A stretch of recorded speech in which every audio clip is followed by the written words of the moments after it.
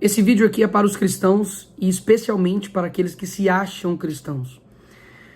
Nas últimas semanas eu tenho raciocinado, pensado sobre aonde estão o sal e luz dessa terra. Afinal de contas, o cristão ele sempre foi o norte, não somente moral, espiritual, mas intelectual da sociedade. E eu te pergunto, quando foi que a gente parou de ser isso? Quando foi que feminismo, fábulas, narrativas começaram a influenciar mais a nossa mente do que de fato o evangelho? Afinal de contas, o cristão não deve ter uma mente renovada por Cristo. Uma mente renovada por Cristo não pode apoiar matar crianças inocentes, seja no ventre ou fora dele. E isso para o cristão deveria ser uma simples questão. Quando você completa, pode-se matar o inocente quando?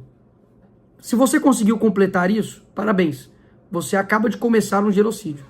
Foi assim com negros, foi assim com judeus, foi assim com todo ditador que disse que é possível e certo matar o inocente quando, e completa-se isso e vira um genocídio.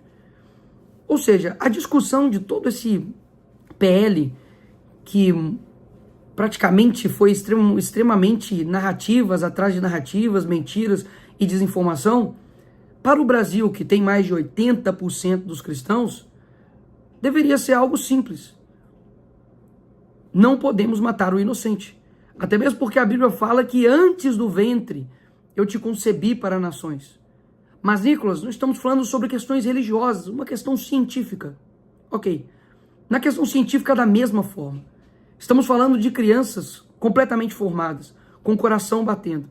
Crianças que já nascem prematuras nessa mesma época de gestação. O que isso nos mostra? De que os cristãos não estão sendo cristãos. É o que eu sempre digo.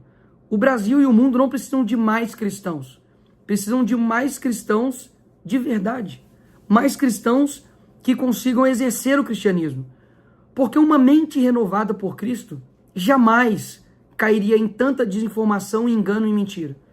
E me assusta muito ver que lideranças religiosas, pastores, dedicaram isso aqui de tempo, raras exceções, para poder defender a vida. Ora, isso não diz respeito a vocês? Pastores, apóstolos, pessoas que dão show praticamente em grandes estádios, que não vi um pio de vocês. E aqui eu não cobro como deputado, mas eu cobro como membro do corpo de Cristo. Daquele que também tem o direito de falar, porque eu faço parte dele. Onde estão vocês? Porque, afinal de contas, fica apático, né? Fica como se fosse Nero. Eu fico aqui tocando a minha harpa enquanto Roma pega fogo. E qual seria o nosso papel em tudo isso?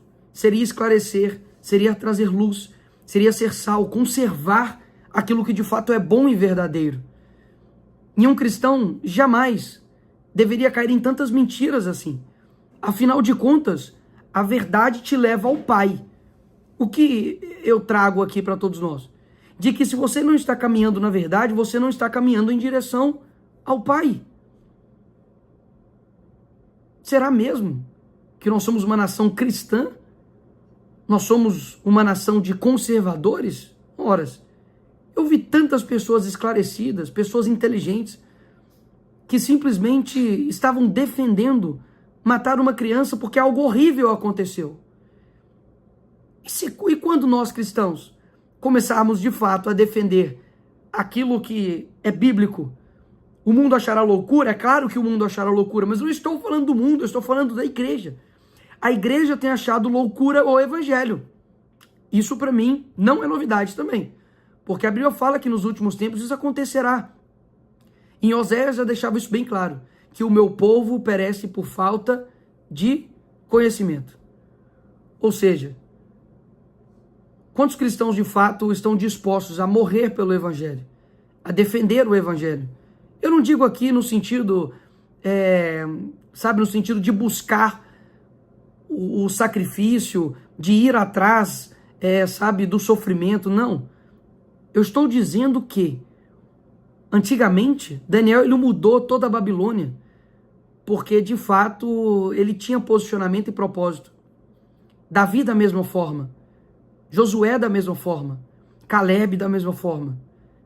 Agora, se os cristãos não estão aguentando a pressão do mundo, nós vamos aguentar o quê? Porque, Nicolas, se eu postar isso, eu serei taxado de PR do estuprador. Ora, use a tua verdade. Isto é mentira. E quando você precisar defender a vida, independente de qualquer coisa? Afinal de contas, o cristão, ele nunca completa.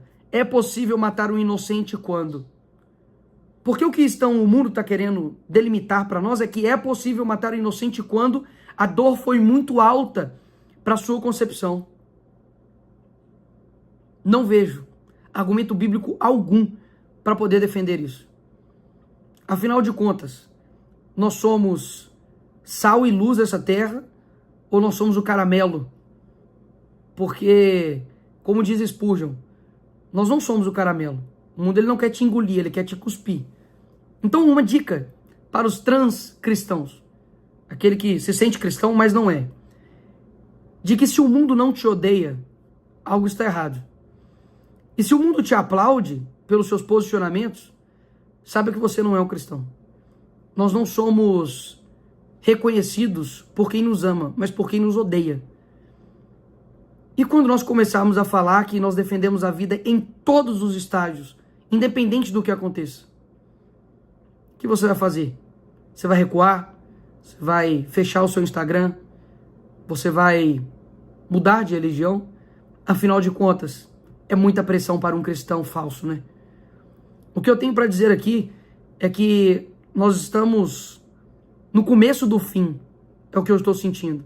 De que para algo tão simples, a igreja está sendo tão enganada, é porque de fato está na hora do Senhor voltar. Está na hora do Senhor mostrar de fato quem é quem. E não se engane, porque a Bíblia é extremamente clara contra aqueles que lutam pela justiça e aqueles que possuem sangue de crianças inocentes em suas mãos. Esse desabafo aqui não é de um deputado. Esse desabafo aqui é de um cristão que tem erros, falhas e que só está de pé por conta da misericórdia do Senhor. Mas um cristão que entendeu o seu propósito e que jamais vai retroceder um centímetro que se quer para poder lutar pela verdade bíblica por conta de uma pressão de um coletivo que nós nada devemos a eles. Pelo contrário, são inimigos da nossa fé. São pessoas que não são esclarecidas, pessoas que vivem da mentira e da mentira se sustentam. Então você que é cristão, saiba que se você está tomando um posicionamento certo, que o Senhor te encoraje e continue firme. Agora, se você é um falso cristão, que está entre esses 80% aí, saiba que é momento de você tomar uma posição diferente. Caso contrário, vai ser muito ruim ouvir do Senhor: eu não te conheço e eu nunca te vi. Porque aquele que se não coloca de dedicar o seu tempo e a sua energia para poder defender uma vida inocente, que poderia ser você, eu não sei se de fato teu coração consegue se colocar à disposição de defender nada mais. É isso, simplesmente isso. Palavras sinceras de um coração indignado com a frouxidão e covardia dos falsos cristãos no Brasil.